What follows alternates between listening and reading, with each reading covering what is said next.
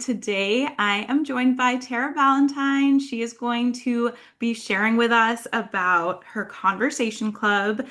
She is the founder of Bright Littles.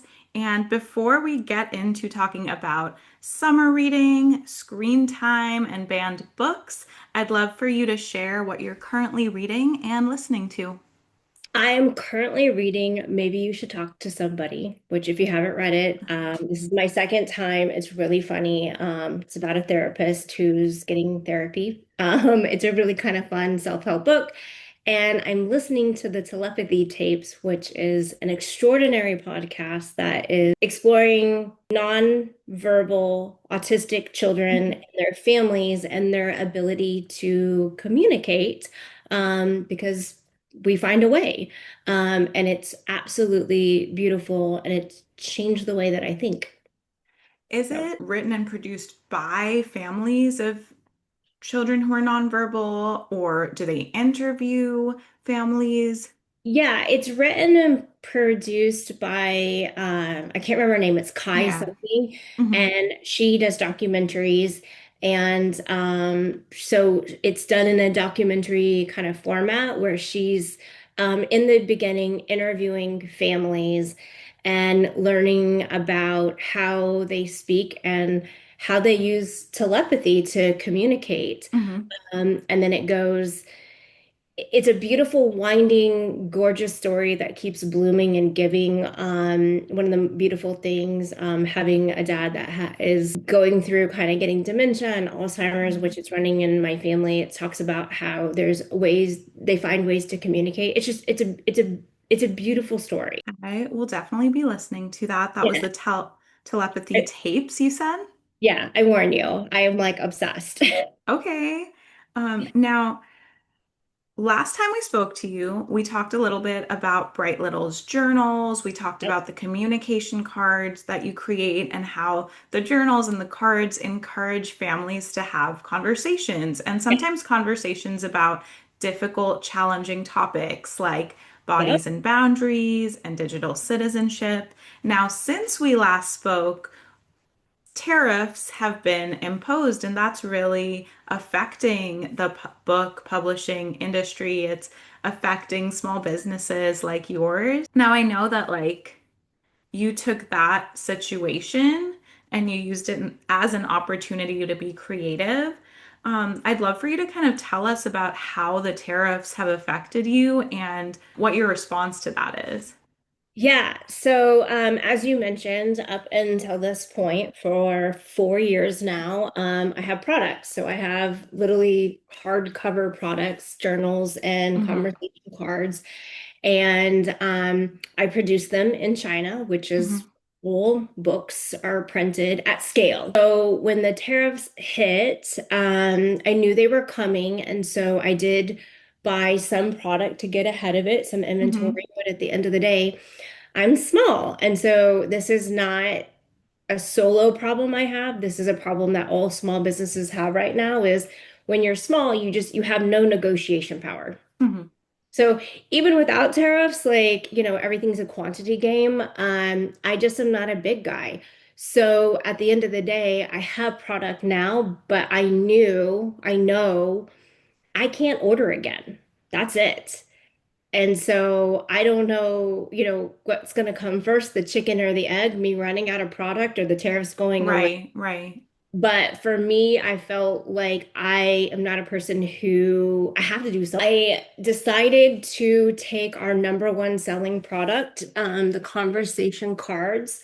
So they are 100 questions supported by 25 activities. Hmm.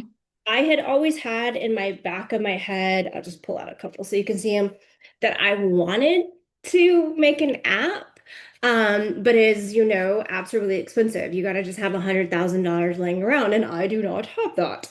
So I decided to kind of meet in the middle and I made a subscription. So the Conversation Club, you get one card delivered to your inbox every weekday with a question, a thoughtful prompt for the grown-up to participate in the conversation with confidence. To be honest with you, at first it was a reaction of like fear, like, oh my God, like I've put my heart and my soul into this business. Like, I don't want to go out like this.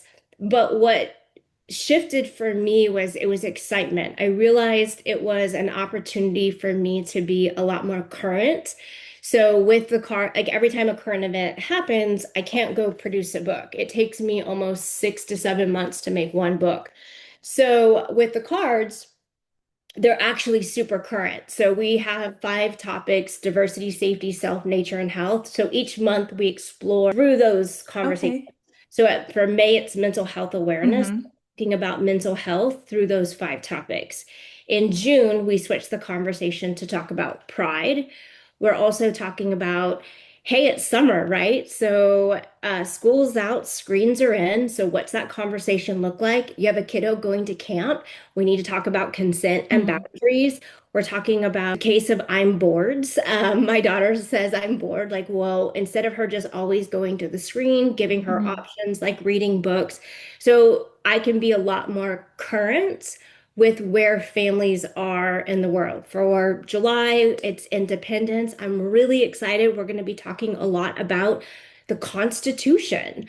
What is the independence? What does it mean to have the amendment, the freedom of speech? So we're Mm-hmm. really diving in a meaningful way that feels much more timely, if you will, to where parents and caregivers are in the world. And my last little plug is that it's $4.99 a month. So it's less than a cup of coffee to have mindful conversations. If you buy 6 months, you get a month for free. So I'm really excited that I'm able to be more accessible and available to more families now because of it being in a digital format. It launched about a week ago. I want to stay in business. I want to keep having conversations, and I'm grateful that I had this option. I have small businesses that maybe don't. So I Right. feel really grateful that I had a plan. Well, I feel like I'm on plan Z. When you're on small business, you're always having to be creative, but I'm trying to see it as a win, as a silver lining. A lot of us as consumers might not notice or feel the impact of the tariffs as much. Right now, we're definitely going to experience the effects more in the future. But Yeah. for small businesses, it's been devastating. So now is a good time to kind of patronize your local independent small businesses. I think it's incredible that you took that kind of devastating situation and used it as an opportunity to be creative. I'm Yeah. actually a part of the Conversation Club, and I'm someone who's guilty of buying parenting books and not reading them. Like, I'd rather read fiction, I'd rather read about business, I'd rather read about literacy. They get me thinking, like, oh, maybe I could talk about the earth and the environment with my son today. We're going for a walk. We can use this question as we're going for the walk. It's very simple and actionable, and you can take what Tara sends you and adapt it for your family. It's just a really good reminder to have important conversations with our kids, encourages us to bond with our kids. I know that I can get really boring. Like, I ask my son the same 5 questions every day, and his vocabulary, his ability to have conversations is growing every day. So to have someone kind of give me guidance and tips in terms of what types of conversations I can have with him is helpful. I have to say, like, I'm really proud of myself. I think as parents, we want to be proud of our kids and we champion, but I Mhm. try to remember as a small business owner to celebrate the wins and to be proud of like how far I've come. Because as you know, and you know me personally, like it's really hard to stay in business and besides having a good product, you have to be really great at graphics and content and photography and videos, and it is harder than ever to be a small business without what's happening right now with tariffs and with everything being pay to play. I'm proud of myself that I stood this up in, I think, 3 weeks. I didn't have a choice. Now, how old is your daughter, She's 10. Tara? She just turned 10, and tomorrow it's her last day of fourth grade. I started this business when she was 4, turning 5, is when Wow. I realized there weren't enough products or any products at that time for little ones. So I wanted to talk to her before she was bullied, before prepare her so that she had the tools for when she had big feelings versus there's a lot of products out there for after. So It's also neat that Bright Littles has grown up with her and it's evolved with her. It's been very rewarding. So, something that you and I have been talking about is how screen time goes up for kids over the summer. There are Yep. times when mom, dad, caregiver needs to get some work done around the house, or maybe they're working through the summer and they have kids at home. Those are very valid reasons for why screen time goes up. Um, how are you going to combat that with your family? Like, how are you going to try to get your daughter to spend a little more time off screens than on? So it's a really active conversation in not only my home, but in Bright Mhm. Littles right now because, school's out and screens are in. And to your point, like, I get it. Childcare is expensive. You try to get into camps, there's not enough slots. Like, you want to take a shower? Like, there's so many good like reasons I can tell you for why you need to use screens, while Right. also you need to have a conversation with your kiddo. And here's the thing is that over the summer, screen time increases dramatically. And most of it is unsupervised because you're trying to get stuff done. So, like, I totally get that where we want to encourage you and help you to have maybe what seems like a difficult conversation, whether it is our digital citizenship journal or we have on our blog tips and Mhm. conversations that is absolutely free. It's so important to talk to kids because most kids by the age of 12 have seen pornography accidentally. There are so many places for them to accidentally click an ad or some information and then just there's harmful content out there. And even though it says YouTube Kids, they can't police it the way that it needs to. And so there's no beginners for the internet. It's all or nothing. And so it's so important we have conversations about information that's shared when there's red flags, when people ask questions. Mhm. And my biggest thing that I tell people all the time is you have to have these conversations with a child that doesn't have access to phones or screens. My daughter does not have a cell phone. She doesn't have access to social media. Mhm. Her peers do. So even when she's at camp, there could be a phone around her. It happens all the time. She was at a play date the other day, the older sibling had somebody over and they had a phone. As much as I am trying to protect her, I need to prepare her to protect herself. And we have to do Absolutely. that. So, no, I'm not trying to shame or judge anybody, but I am trying to say, like, preemptively have a conversation. Prepare kids for being on it and understanding what they can and can't do. Make sure your parental controls are current and set up. Like, it's a conversation you're just not going to regret having.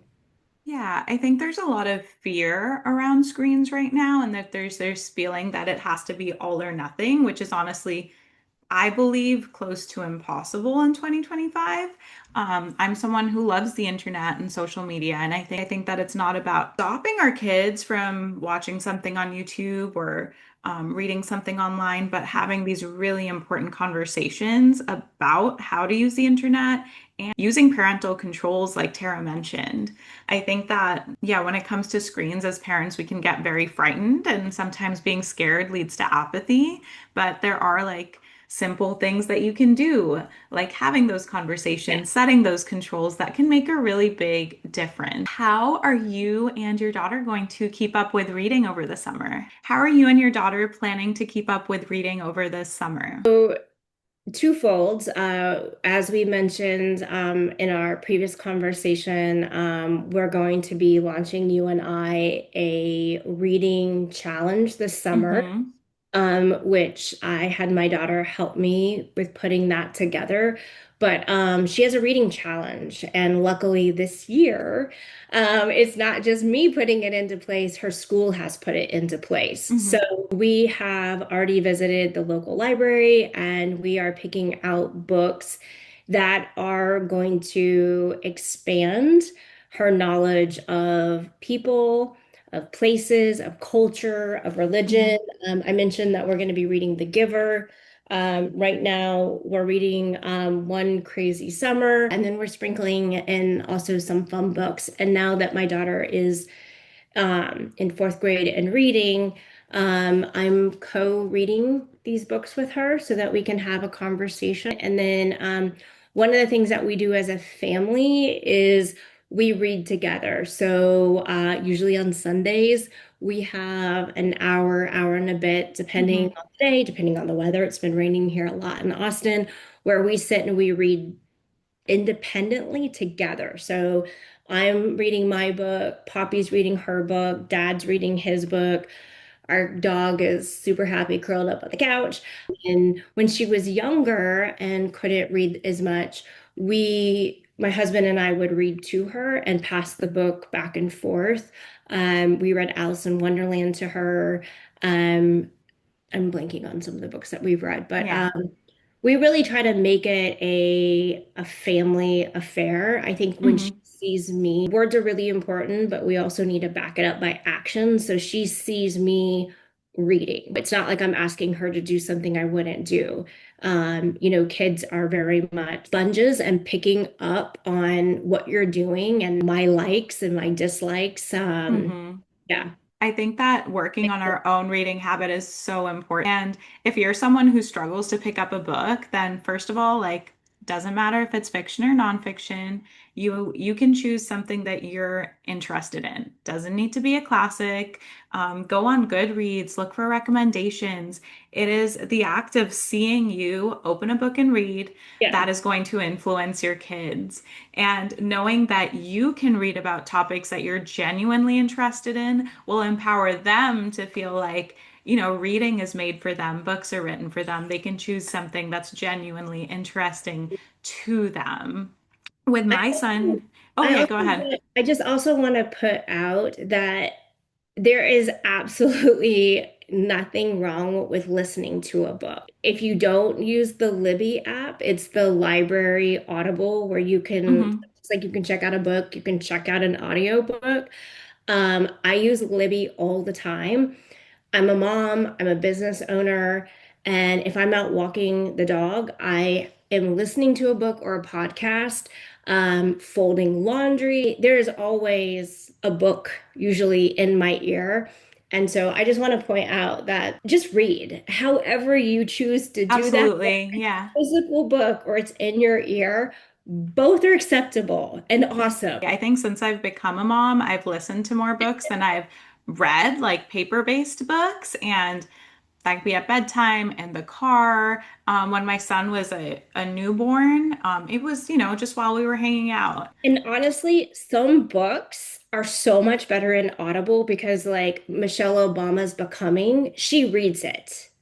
And Yeah, I, actually hearing the author read their own words can be so powerful. I read Matthew McConaughey's Green Lights, or sorry, I I listened to loved it. listening to that. Like his book is like he speaks like silk I almost. love Like his voice. Yeah, so who doesn't? certain books I think are way better in Audible depending on who's reading it.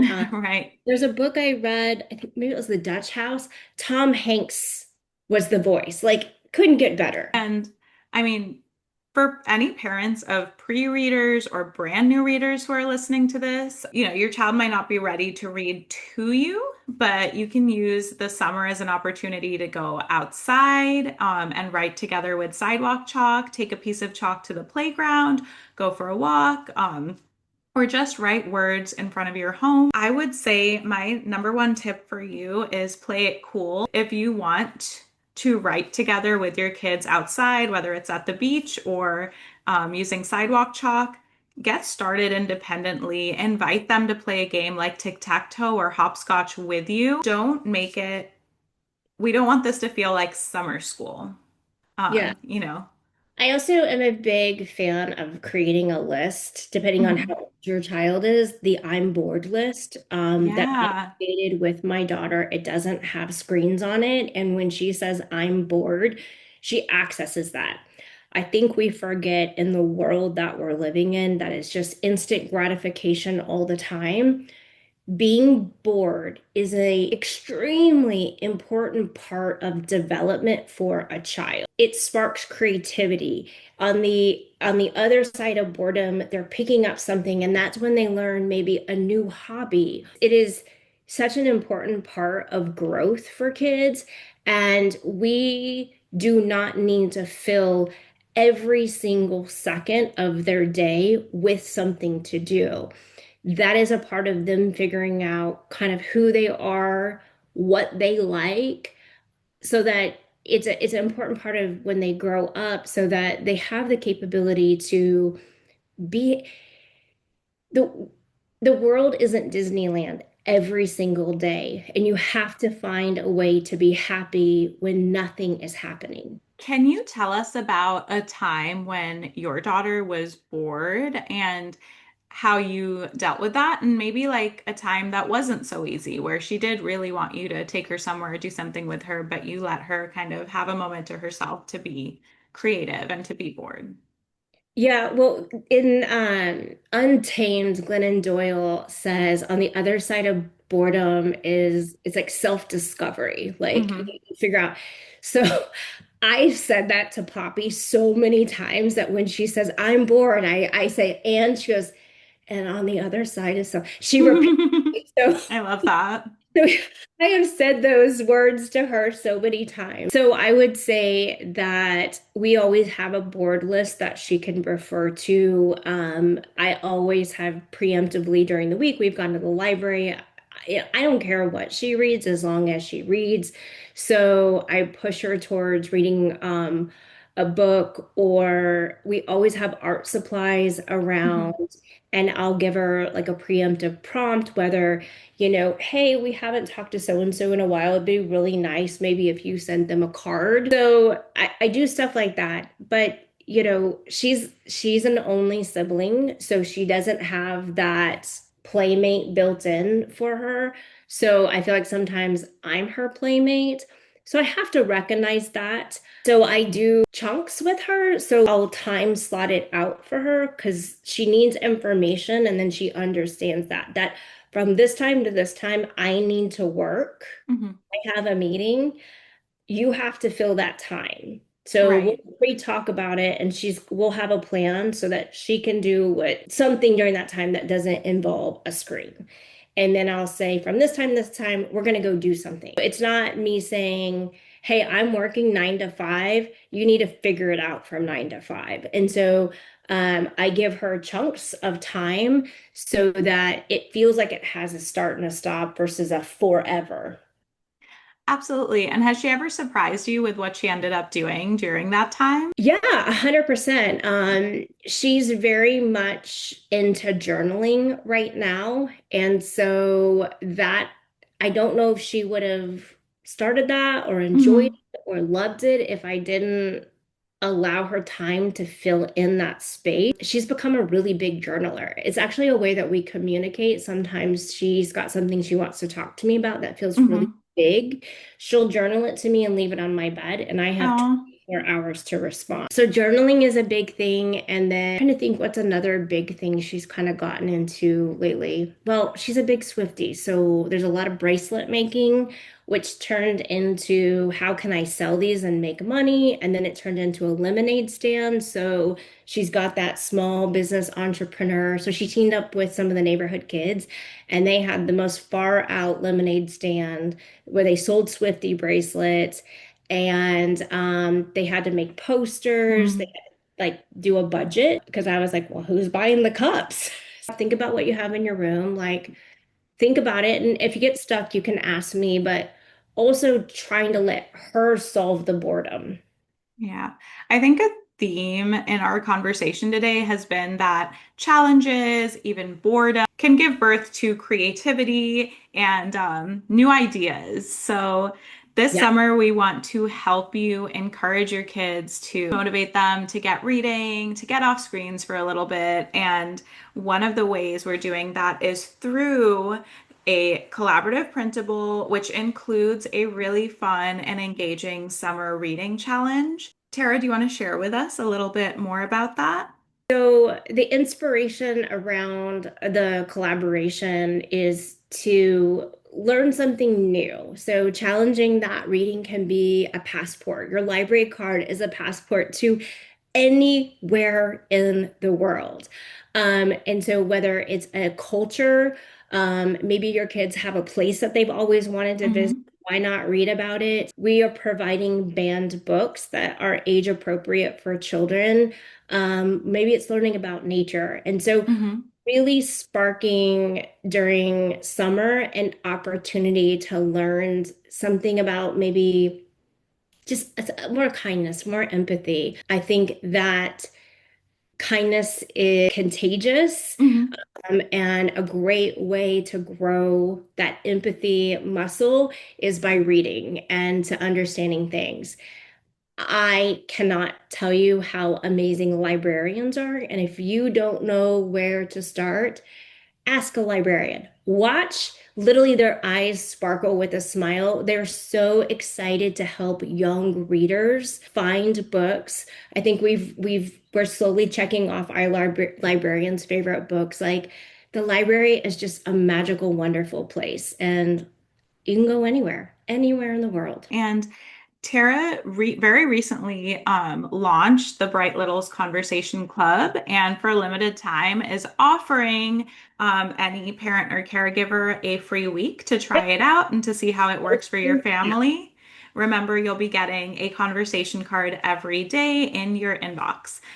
It's happy mail, it's the mail that you want to receive. So I'll put a link to sign up to the Conversation Club in the show notes. We are going to be releasing the printable that comes with the reading challenge next week. So if you want to be among the first few people who receive that, I will put a link to the Literacy Playground newsletter in the show notes. Sign up for the newsletter and you will receive the printable in your inbox. Thank you so much for allowing me to come on and it's just fun to support other small businesses. We're both moms and we actually met in a mom group and I love that we come at reading and the importance of it and the magic of it from two different directions and there's just such a neat synergy with what we do. Thank you for today's conversation, Tara.